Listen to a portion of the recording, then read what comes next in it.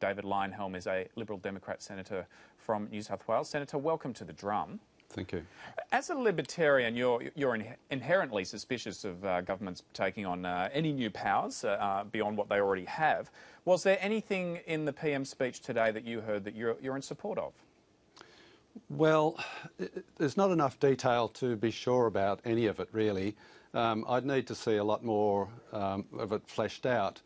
But I'd have to say that to a small extent, I take encouragement from the fact that even though his statements about sacrificing liberty for security are absolutely abhorrent to me, and I think they're wrong as well, the measures he's talking about are more targeted than what he's been doing up to date. Targeting individuals where there is reasonable cause to believe that they might be up to no good, about to harm other people, that makes sense. Okay, so you're talking about, for example, revoking citizenship as something that's targeted at an individual rather than metadata that ends up affecting the whole community.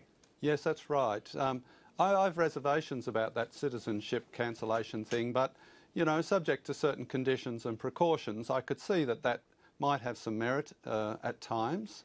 I actually think our citizenship citizenship of Australia is made too easily available. We really ought to be more protective of it, and plenty of other countries are very protective of it. I mean, Switzerland, you have to live there for a long, long time. Japan, you can't even get citizenship after 2 or 3 generations. I'm not suggesting we go that far, but I think 10 years of living here is a reasonable period of time, and some kind of a citizenship test. Now, I'm not talking about knowledge of cricket or any of that, you know, nonsense. I'm suggesting you need to show a commitment to the country and share our values. So democracy, tolerance, attitudes to women, those sorts of things. That's what makes Australia the tolerant, free society that we'd like it to be, and that's the sort of people we want to become citizens. If people don't buy into those sorts of things, well, I think we would be entitled to say, well, you can't become a citizen. The Prime Minister said today that without the foreign fighters legislation, it's highly unlikely they would have been able to arrest the 2 men who were allegedly planning a terror attack earlier this month in Sydney. Doesn't that suggest that these laws can help protect the community? We've had a look at that, and at least in one of those cases we disagree. We think that individual could have been arrested and charged under the old legislation. The other one we're not quite so sure. Maybe there's a point there. But I'd have to say also that arresting someone and charging them is not the same as convicting them. So, you know, we're only talking about the beginning, not the end. If we've got people who are being radicalised on the internet, they're doing it behind closed doors, they're listening to hate preachers, to what extent should the state be listening and watching what they're doing, either online, on telephones or through surveillance? The state should be aware of all that's going on.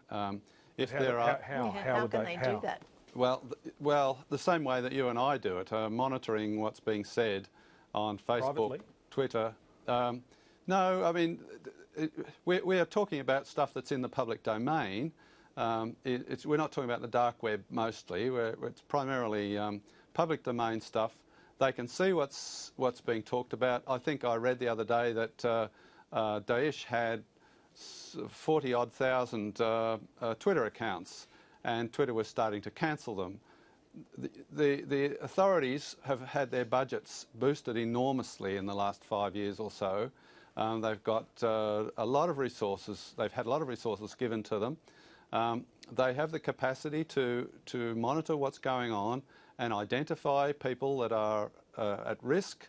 And they do need the Muslim community on side to help them, but that's happening, and I don't think, you know, there's any doubt that they don't really need the Prime Minister to lecture to them for that to occur. Do you support the idea of spying on them electronically, of looking through their emails, their internet traffic? Subject to warrants. I'm not talking about, you know, doing it without due process, but subject to warrants, targeted surveillance of people deemed to be at risk of causing harm to other people. That's a legitimate role. That's no different from watching a conspiracy to commit a robbery or conspiracy to murder or kidnapping or something like that. It's the same law enforcement process that's always occurred, but it's not random and it's not all of us. It's targeted, so it's aimed at people who are considered to be potential criminals. Okay, Judith? Well, I reckon the worry there is that how do you find out if they're potential criminals without actually giving our intelligence agencies some greater powers? That actually I find quite scary, that we're just relying on reported posts on Facebook and Twitter that anybody can find. Well, surely they need to be able to look further than that in order to ensure that they know which people to actually go and look harder at. Well, if you find that idea scary, then you ought to be scared already, because the authorities have very substantial powers to monitor the internet traffic, the phone conversations, to bug the premises of people that are suspected of conspiring to commit a crime. It's a well-established existing law. They use those powers from time to time. They can even drag in somebody that they think is up to no good and require them to answer questions. It's, well, you fair know, enough. Is that not fair enough? I mean, are you saying that they should be reduced? No, not necessarily, although some of those powers are concerning. But what I'm saying is there's plenty of power already to deal with people on a targeted basis who they suspect are up to no good. But they do not need additional power, is what I'm saying. Paul? But David, there is another issue here that it is clear now that the internet providers and the telecommunications companies aren't going to be keeping this metadata for long enough. And I think that that's the new element that needs to be addressed in legislation. We know it's costly. The Prime Minister's put up a figure of around $300 to $400 million for them to retain this metadata for a number of years. But there is a view, a very strong view, of course, coming from our agencies that they do need this retained because it does give them a window into the sort of traffic that's going on that could point to potential terrorist activity. Well, there's a problem there in that I don't think you could catch anybody using metadata. The metadata of 23 million people, that's just an impossible size haystack to find a needle in. The metadata comes in handy when they're pretty sure they're onto somebody who's up to no good and they want to find out more about them. So it's used in a targeted fashion. Already under current law, they have the ability to, the legal authority, to go to the ISPs and say, we want you to retain their data, not just their metadata, in fact their content, and say, we want you to keep it. Now, where the metadata of unknown people would come in handy is in terms of a prosecution.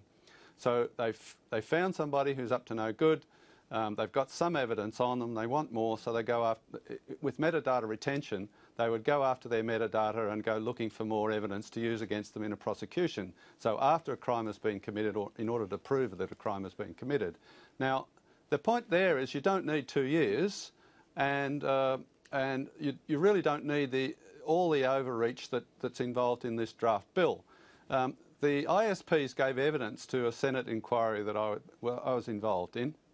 Some of them are actually retaining metadata already for commercial purposes in order to satisfy customers who've got queries about what did I use all my data allowance on. They're storing it for 3 months. Now, the reality is that probably would satisfy 99.9% of security requirements anyway. Now, if the government or the law then says, well, ISPs, you have to store that for longer than makes sense commercially, someone's going to have to pay, and the Prime Minister's estimated $400 million. It's going to have to be stored somewhere, and the ISPs are not that good at storing stuff for longer than a few weeks, up to 3 months at the most. Okay. They're going to have to find somewhere to put it. It'll be in the cloud. Where's the cheapest place for cloud storage? In China. How they're going to protect it from being hacked? How they're going to stop somebody from getting a hold of one of Tony Abbott's daughter's metadata and drawing conclusions about what she's been up to based on location information. Right. Senator Leyonhjelm, we've run out of time. Thanks very much for coming on The Drum. Pleasure.